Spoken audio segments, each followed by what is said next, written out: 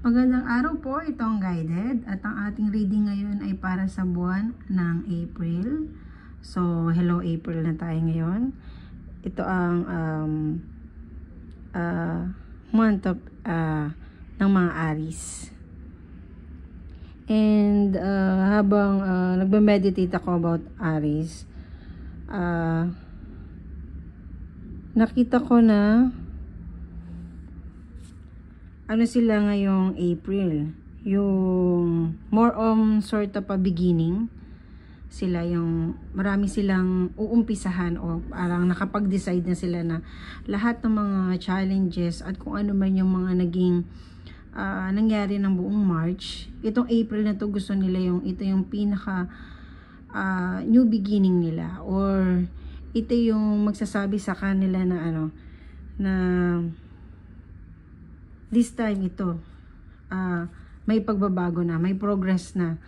Kung ano man yung mga dapat limutin na in the past, then limutin na and then mag-start all over again.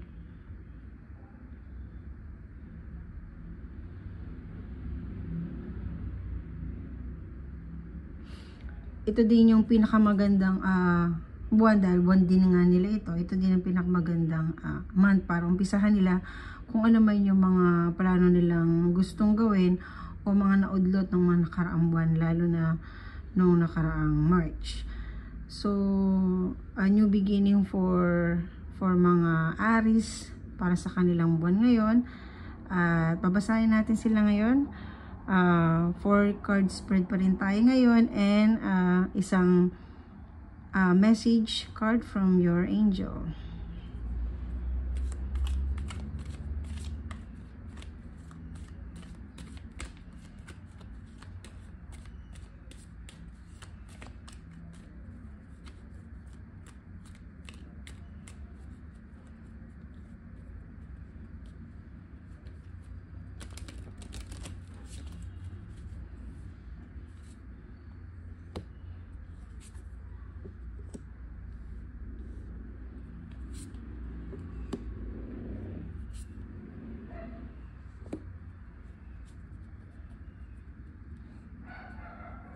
So, gaya ng sabi ko kanina, so itong April na to is nandun siya sa rebuild, kung saan itong the tower is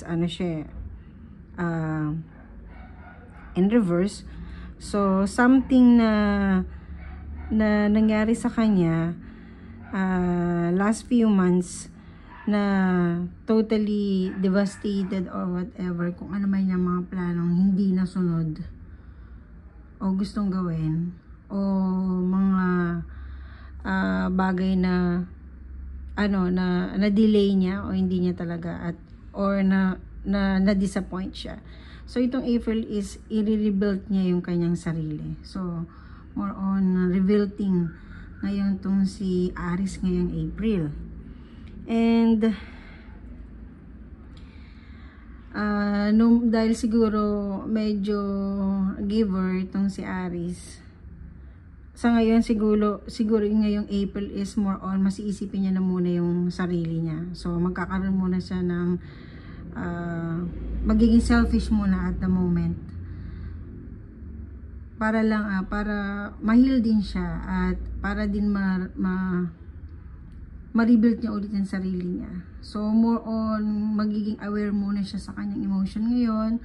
So, aalis muna siya dun sa sitwasyon kung saan feeling niya is broken siya. And then, so, iisipin niya muna most of the time ang kanyang sarili ngayon. More on emotional matter. And, yun yung nagpahirap sa kanya ng mga nakaraang buwan. At kailangan niyang ibuuin ulit ng sarili niya unti-unti. So, medyo magiging selfish ka ngayong buwan na to, pero more on a positive, para lang yung inner peace mo. Yun yung ngayong pinangangalagaan. So, but dahil doon, so unexpectedly, yung mga before na mga plano mo or yung mga emotion mo na sabihin natin mga disappointment mo na nangyari, na dahil doon sa pagdidesisyon mo sa sarili mo ngayon na kailangan mo rebuild ang sarili mo ulit, and yung peace of mind mo na kailangan mo by siguro mga bago matapos ang buwan ng April or in the middle of April is magkakaroon ka ulit ng mga plano kung saan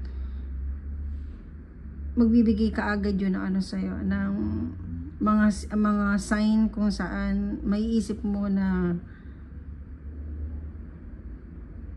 ito na yun talagang gusto mong gawin, at ito na yung pili mo magpapaiba ng sitwasyon mo sa ngayon. Medyo mabigat ang loob ng April ng mga nakaraang buwan. And dahil doon sabihin natin na na loss of interest siya sa kanyang passion.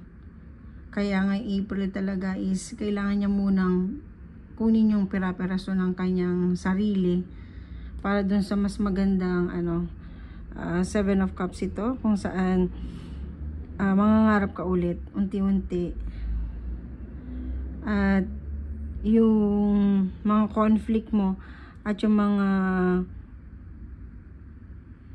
na naging unstable ka ng mga nakaraang araw, itong April na to is magiging magandang buwan siya para sa'yo to gain mo kung ano man yung mga nawala sa'yo, at mahanap mo oras na nahanap mo ang sarili mo, at oras na na-rebuild mo na yung sarili mo, kung saan ang darating ulit yung mga magagandang ideya na nawala sa'yo before.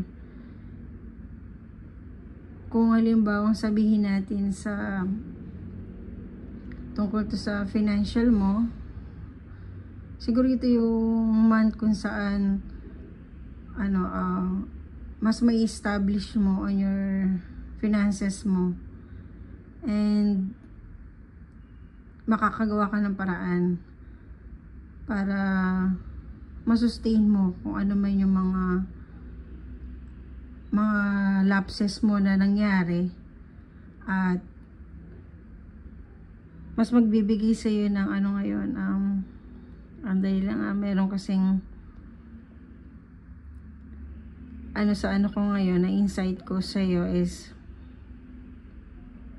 pili mo kasi nag-iisa ka, so habang pinanonood mo ito is parang naramdaman ko na medyo alone yung na feeling mo nag-isa ka lang nang lumalaban. But kung napanood mo na to in the middle, palagi ko na doon ka pa rin doon sa situation na ganon. So kailangan mo lang siguro i-release kung ano man yung mga burden mo. Kung kailangan mo lang ding iyak mo lang din. Kung kailangan pumunta ng simbahan, magdasal ka. Kasi doon ka lang din makakuha ng tinatawag nating inner peace. Kapag yung spirituality mo is buo at connecting with the divine power, palagi ko mas bibigyan ka ng mas magandang pakaramdam ng ganun. Dahil based on my sariling nangyari sa akin is more on ganun talaga ako. More on prayers ko lagi dinadaan lahat ng mga burden ko, or kung ano man yung mga hindi ko na kaya na hindi ko pwede ring i-let go. So may mga bagay tayo hindi natin kayang i-let go kahit sabihin nilang mag-let go ka para ma-feel mo na maging okay lahat, pero may mga bagay talaga na hindi mo pwedeng let go. So mangyari na lang is kailangan mo na lang talagang harapin yun. And then hingi ka ng tulong sa taas at magdarasal ka na hindi lang malampasan, kung hindi maging party ka na nun, maging masaya ka kung anong meron. So itong buong April na ito is more on rebuilding yourself. So mag-umpisa ka parang square one para sa sarili mo, at makakabuti iyon for you. Ang masasabi ko lang is kung naisip mo na mag-rebuild ulit ng sarili mo, mas maganda siguro yung humingi ka ng divine guidance para alam mo kung paano mo ito maumpisahan, para hindi ka mapunta sa ibang sitwasyon kung saan ni-rebuild pa yung sarili mo and then nag-struggle ka. So kailangan mo ng guidance ng divine. So kung ano yung Diyos na pinaniniwalaan mo, kung ano yung mga pinaniniwalaan mo o anong relihiyon mo, is doon ka lang kakapit. So hingi tayo ng isang angel message.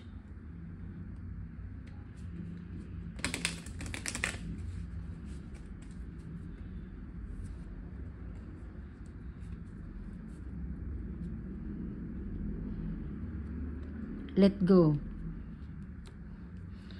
So, yung sinasabi nitong i-let go, not in the meaning siguro na let go na sinabi ko kanina, of a certain thing, of a certain person, it's not that.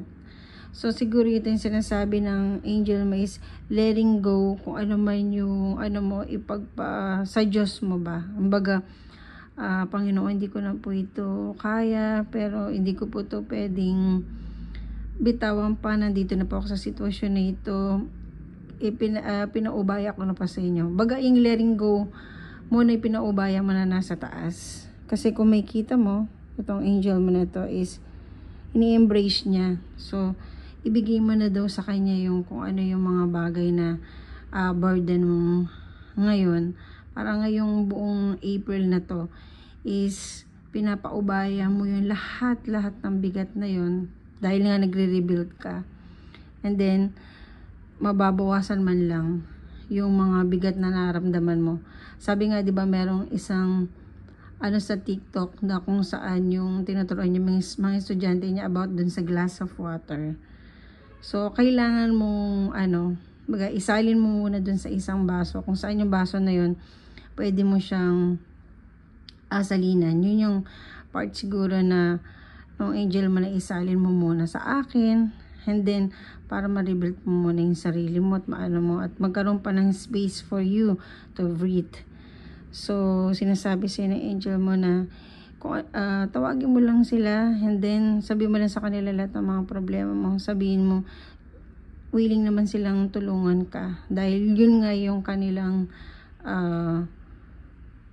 duties is para matulungan ka sa lahat ng bagay.